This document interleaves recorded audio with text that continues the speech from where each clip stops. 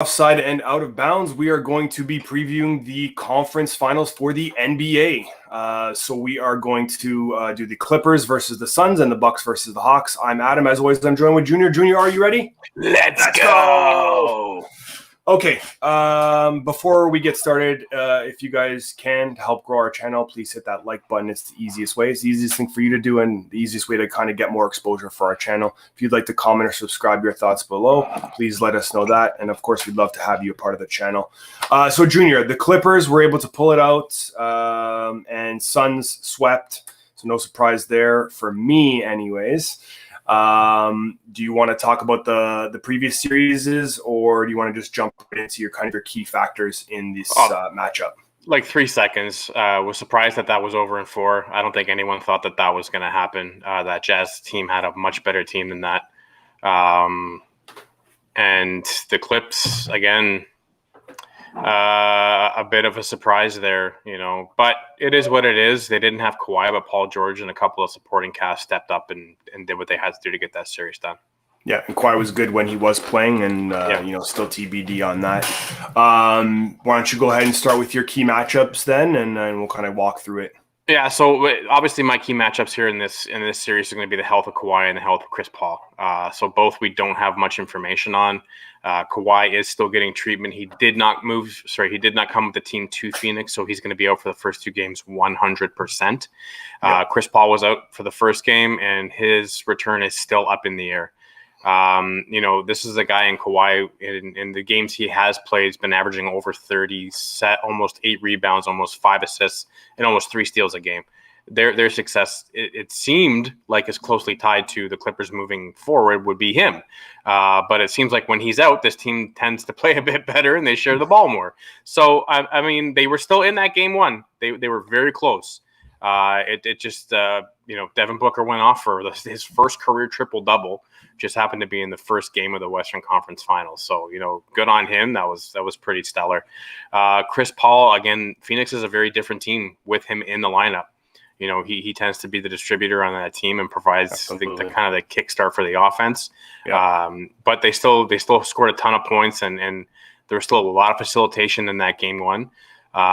So, for a series where we might not see either Kawhi or Chris Paul at the worst case scenario, I will say this: NBA basketball in the playoffs without LeBron is very interesting. In fact, this is probably some of the best playoff series and matchups that we've seen in a while that don't involve, LeBron. So yeah, I'm kind of happy he ain't there. I couldn't agree more. I mean, there's no storyline with LeBron. I mean, he's trying to insert himself where it is. Take credit for injuries. Yeah, Take credit for injuries, promote Space Jam, etc. For me, if we're looking at Phoenix is, offensive powerhouse. This is how they've gotten this far. They're scoring a ton of points, very versatile, very strong in the pick and roll, especially with Paul and Booker, who are incredible at mid-range and, essentially even beat on the 3-point line. Yeah. Very versatile, great shooters. The big assignment here for Phoenix and the key for me is going to be Bridges. He's likely going to be tasked with guarding Paul George, or potentially if Kawhi comes back, which I think the speculation is that his ACL is torn and he probably won't come back. And I wouldn't even imagine playing him even in the finals in that case. Just career ending, potentially, if you're to play on something like that. But he's going to have a tough go here trying to guard Paul George, who has shown up in the playoffs now. Bridges was very good against MPJ, Michael Porter Jr., but he has to be great to push that team through to the finals. They're very good on the offensive end, but they're not as defensively sound as the Clippers are. Moving over to the Clippers side of things. Reggie Jackson. He is the third scorer on this team when Kawhi and Paul George are both playing, and now he's going to be in a position where he has to be that second scorer. There's a big leap between being the third man and being the second guy. Yeah. I think he can deliver on that, but he's really got to continue to improve that game. It's not an easy task, and again, I really just don't see Kawhi maybe coming back in this series at all, and possibly for the rest of this playoff run.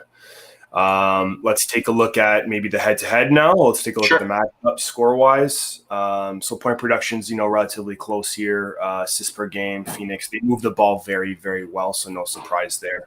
Rebounding, kind of close with a slight edge to the Suns. And then shooting percentages very good. One thing going well for LA is they shoot the 3-ball very well, 40% on the season, and then just I think it's like 39% in the playoffs. What about you? With this matchup, you can see the stats are really close. But without Chris Paul in the lineup, and he's in COVID protocol. He should have been out by now, but he's still not. So there's something else going on there. It's obvious that he did test positive for it, even though he did get vaccinated. So there's something going on there that I think might be a little bit. That's the problem with the NBA and this veil of secrecy when it comes to injuries in the playoffs. There might be something else there, and we're just not knowing about it. So that assist per game production, that's going to go down a lot in this series without Chris Paul in there. Absolutely. That's also going to affect their rebounds because Chris Paul is good 4 or 5 rebounds a night. So that's going to drop too. So these numbers, they are close. They're going to get even closer. You can see in the scoring from game 1, it's close. This is going to be a close series. There could be a possibility where this goes 4. This could be a possibility where it goes 7. It's just so close that it's heads or tails on any given night.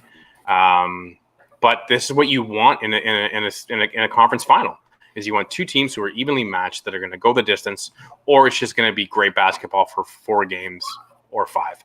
But I think that this could be that series right now where people are going to be tuning in just to kind of see what ends up happening, which is great. So, we're in store for some good basketball here. You mentioned rebounds. The Suns are dead last in the NBA for offensive rebounds this season.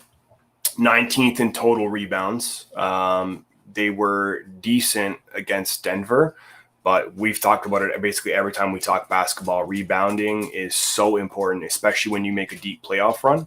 Mm-hmm. So that's going to be something that they're going to need to do for the Suns to be successful, and I think they can. And I'm putting my money on them to win this series.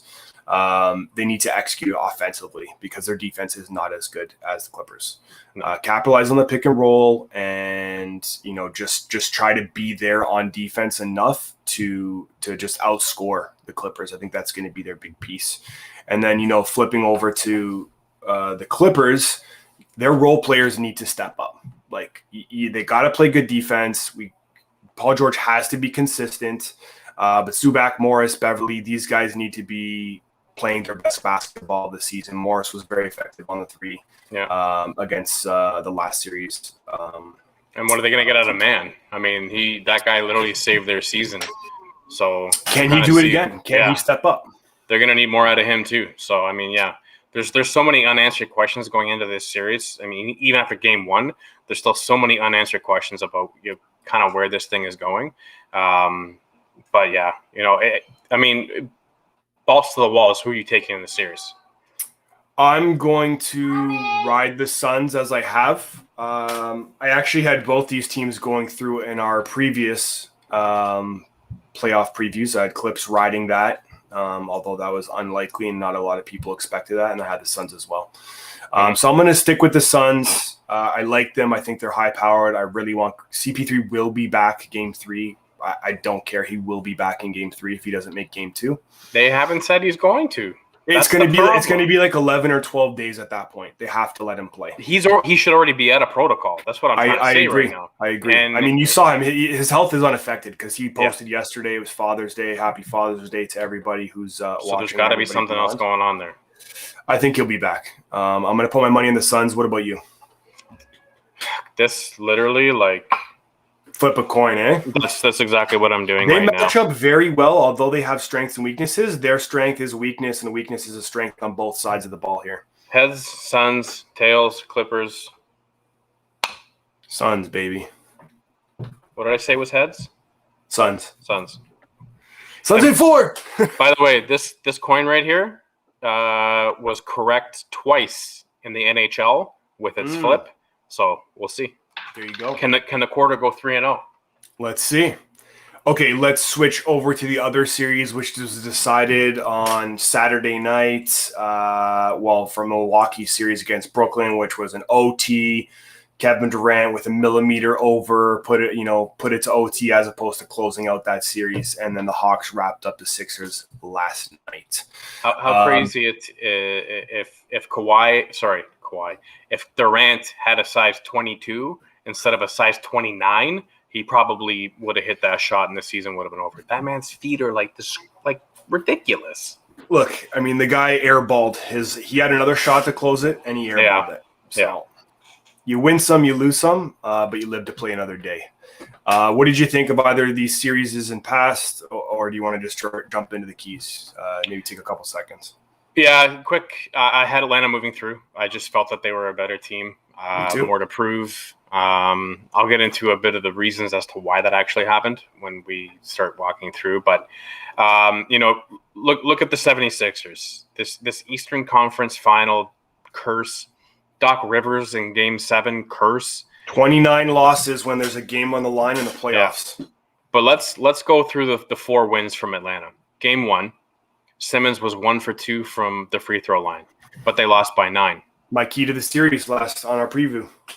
Game 3, Simmons was 4 for 14 from the line. They lost by 3. Game 4, Simmons 1 for 5 from the line. They lost by 3. And then Game 7, Simmons was 3 for 10, and they lost by 4. Lowest free throw shooting percentage in a playoff run in NBA history, Ben Simmons. Sixers fans, you want to know why you lost the series? Because of Ben Simmons and his inability to shoot a free throw. Embiid said the same thing with that open look last night where he should just rose up and dunk it, and instead he passed it off. So sad to say that, but Ben Simmons, one of the highly touted prospects coming out of Australia in Mount Verde, and this guy's, all flash, no dash, no guts, no glory. This no guy's leadership, nothing. None. Can't have a guy like that at your point position running the this offense. guy offers nothing in return for the contracts that he signs. Is Philly kicking themselves in the feet for not going after Lowry? If Kyle Lowry was that point guard on that team, we wouldn't be talking about Atlanta beating them. And I think Philly would probably beat the Bucks as well. Yeah. And then on the other side, that was a pretty good series. Win, lose, or draw, that was a good series. Brooklyn was handicapped. Harden wasn't at 100%, and Kyrie was out. So you didn't really get the Nets you were expecting. I think if Harden was 100% healthy and Kyrie was in there, this would have been a different series. Completely different. Hands down. But the Bucks have been here before. I think it was 2019. They went up 2-0, and then, oops, what happened? Right there, little championship. We all know what happened there. Championship over here, championship so there. we don't know where they're going to go yet. But, so if I want to talk about my keys for Atlanta, it's rebounding the ball. They did not rebound the ball very well against Philly. In fact, they were out-rebounded in almost every game except for one, where they were both tied at 36. They're going to need to do a better job against Milwaukee because Milwaukee is very responsible on the glass. Lopez, Giannis, Middleton, Connaughton, Holiday, they all rebound. So you need to rebound, not just defensively, but offensively as well. 100%. So Capella's going to have to get in the mix. Collins is going to have to get in the mix. Hoyter's going to have to get in the mix. Trey's going to have to kick in too. They need to rebound the ball offensively very well to create those second chance points. And then on the other side, for me, it's anyone but Giannis. Now, there used to be an old strategy with the Bulls, and that was let Mike beat you. Don't let anyone else beat you. But Mike found ways to make sure that other people beat you. Now, can Giannis do the same? I don't know if his basketball IQ is where it needs to be to understand that if they give you a driving lane, to drive and kick out constantly and take yourself out of the offense, because if you don't, it's going to hurt the team.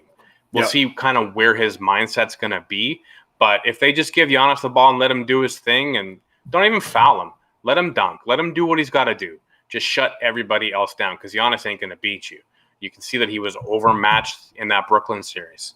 It got to the fact where the fans started counting down his free throws because he was taking too long, and he was still shooting bad. So if you want my key there, you need multiple people on the Bucks to step up, scoring and defensively, in order for them to win that series. What about you? What are your keys here?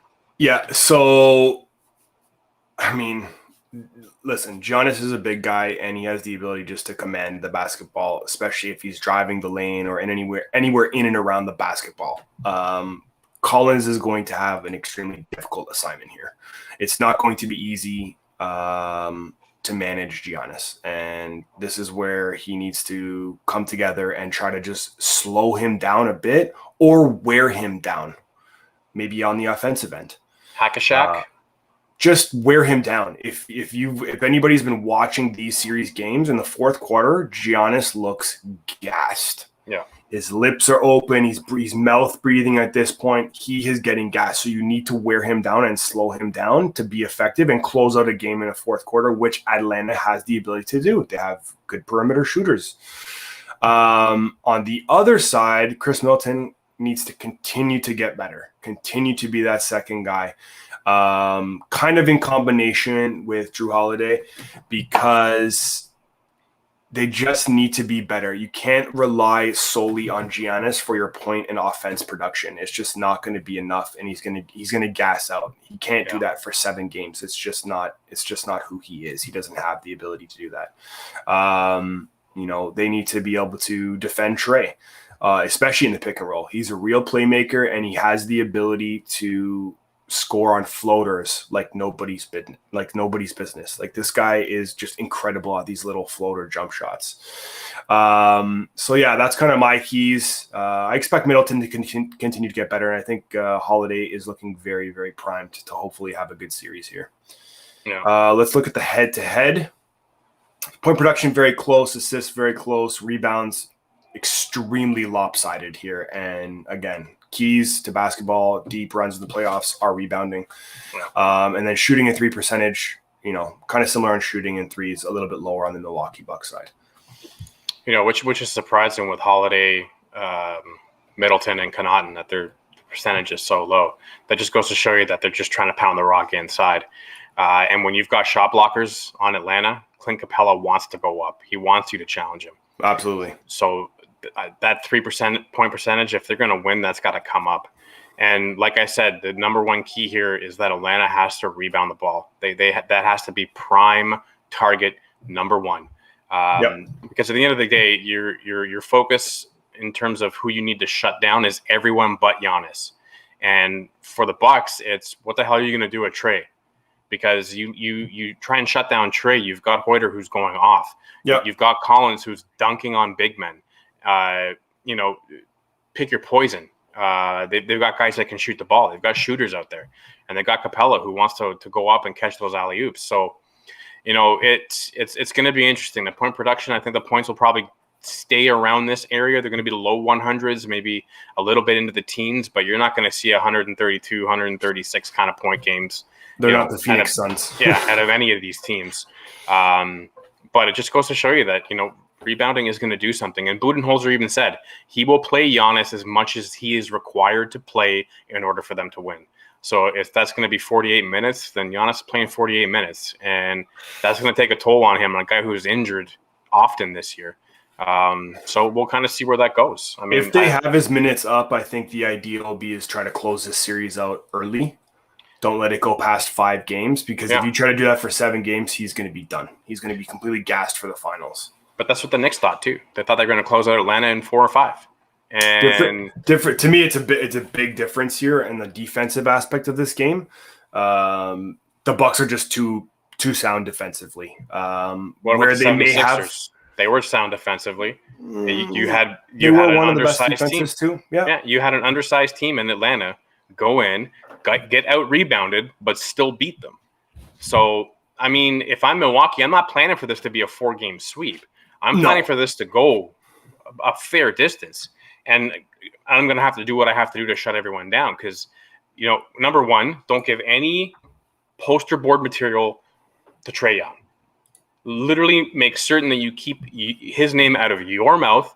Do not give them anything to rile them up.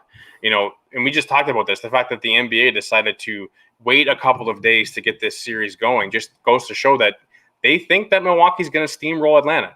That's poster board material for Trae Young. Or Brooklyn, right? Or Brooklyn. Whoever was going to do it was going to steamroll the Hawks. Because really, the Suns should have played today rather than them playing tomorrow, which there'll be 2 games will be done in that series before the Bucks even play their first game. Yeah. A couple other notes here on the Bucks. So we talked about, you mentioned 3-point, defending the 3-point line against Atlanta. So the Bucks, although they are very defensively sound, they gave up the most threes in the NBA in the season. 43 plus attempts per game against the Nets. Now the Nets are a 3-point shooting team with Joe Harris and Durant and Harden and Kyrie for some of that series. Defending the 3-point line is going to be something that they're going to need to do to be successful, because again, they have shooters on Atlanta that have the ability to score that basketball. Yeah. I don't know. This is a tough one. I just think the defense of Atlanta is just not good enough. 21st in defensive rating in the season. Perimeter defense is an issue, and as we see, the Bucks shoot the ball just a little bit less on the 3-point line, but that doesn't mean that they can't get better in this series, potentially produce a bit more. Yeah. Young's also going to be targeted. I mean, they're going to try to go after him because he's smaller. So we'll have to see how that shakes out. I guess ultimately, who do you have winning this series and what the expectation is for duration? Yeah, for me, I had Atlanta here. I didn't have the Bucks here. I had Brooklyn here, and then I had kind of Brooklyn walking into the finals. As most people did. Because I have Atlanta in this spot, then I'm going to have to go with Atlanta as well. I'm going to take Atlanta to go. Wow. So I had both. I'm pretty sure I had both the Bucks and Atlanta being here as well in our playoff preview. I gave the edge because of Brook Lopez, who actually did very well in that series, and he was big in Game 7. I got to go with defense here and rebounding. I really want to pick Atlanta because if kind of things go the way that I'd like to see, I'd love to see the Suns versus Atlanta in the finals. I just don't see them beating the Bucks with their defensive mindset. Giannis is going to have to power this to get over the hump, and I just think they're going to produce it. So I'm going to go with the Bucks here, and I think it's going to be 5 games. Also have to remember, Atlanta is coming off of facing the Knicks, who were the number 1 defense in the league. Went to Philly, top 5 defense in the league. I think a lot of people are not giving Atlanta any kind of due respect for the wins. I'm giving them plenty of credit and plenty of the wins. I had them coming here also, right? But I just don't think they're going to be – I think the Bucks, it's been the culmination of this. You know what I mean? Like, they got to get over this hump. Maybe 5 is a little bit disrespectful. Yeah, I think that's the maybe that's it. I like Atlanta. I'd love to see them in the finals versus the Suns. I think that would be a great final. I think it would be very entertaining to see this new era of some of these young guys all kind of playing together and going for this run. But I just can't see the Bucks losing again here. I just can't see it. Yeah, but you have to remember, we've seen this team in this exact same position before. We have. And when they get put into a corner, they don't come out fierce. They tend to just, pardon the pun, but they're a deer in headlights. Yeah. When someone comes at them tough, they freeze. And they're very lucky to be in the position they're in right now. This isn't something that they earned. They beat a team that didn't have their best players at their best. Yeah. And, you give them credit because they did what they had to do, but it took them 7 against a team that was without 2 of the 3 heads of the monster that they were. Yeah. And they had no one else on that team. That team was dependent upon Harden, Kyrie, and Durant. Blake Griffin showed up a little bit in different ways. They weren't expecting 15 and 15 from Blake Griffin. They weren't expecting 20 and 20 from Joe Harris. That's not where this team was supposed to be this time. So, Milwaukee did beat the Nets, but you took them to 7 and you almost got knocked out with a last-second shot if the foot wasn't on the line. Give them credit because they got the win. It doesn't matter. You're almost convincing me here. And the other thing I'm thinking as we're talking about the line, Atlanta shoots incredibly well from the line. They do. They shoot like percent team from the line. They're almost 90%. Yeah, and they shoot 25 a game. And then it's speed. It's speed and efficiency with the speed. So can't those see are it. the things that I have to look My at. heart wants to tell me Atlanta, but my head just tells me the Bucks. It's like hitting that slot machine. You just know it's going to hit eventually, and I just have that feeling it's going to be the Bucks. So I'm gonna stick with the Bucks, but my heart really wants Atlanta to be there. Okay. All right. That's it. Okay, awesome. Thanks, guys. We appreciate you joining us. Let us know what you think in the comments below. We want to know what you think. Who do you think is going to be the player? Who's going to be the X factor? How are they going to win? Who's going to win? How many games? Easiest way to grow our channel is to hit that like button, so please do so. And we'd love to have you a part of the community, so please hit that subscribe button. For everybody here at Offside and Out of Bounds, I am Adam. I'm Junior. See ya real soon.